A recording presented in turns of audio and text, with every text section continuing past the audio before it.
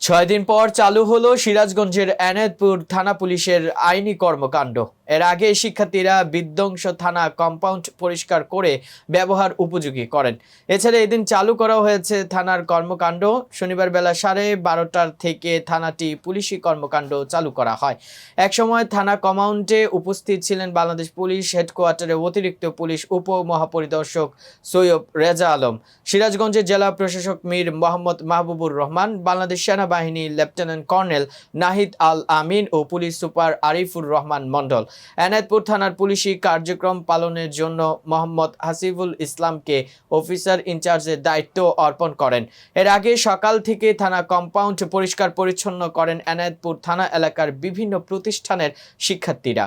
উল্লেখ্য, চলতি মাসে 4 তারিখে বৈষম্য বিরোধী ছাত্র আন্দোলনের অসহযোগ কর্মসূচি চলাকালে হামলায় নিহত হন এনায়েতপুর থানা অফিসার ইনচার্জ সহ 15 জন পুলিশ সদস্য ও 3 জন আন্দোলনকারী।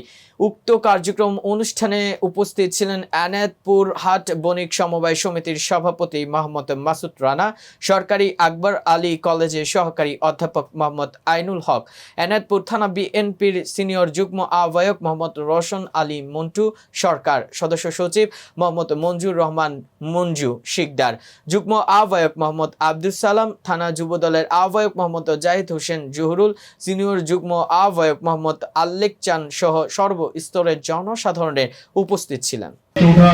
অগাস্ট থেকে আজকে পর্যন্ত থানার কোনো কার্যক্রম পরিচালনা করতে পারছি না।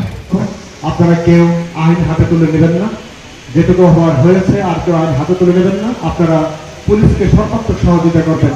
যারা এখানে বলছেন তাদের উদ্দেশ্যে বলছি যে দর্শক, ভিডিওটি ভালো লেগে থাকলে অবশ্যই লাইক, কমেন্ট, শেয়ার করে কাজী টিভি নিউজ 24 এর সাথেই থাকুন এবং সবার আগে সকল আপডেট পেতে ভিজিট করুন www.kajtvnews24.com।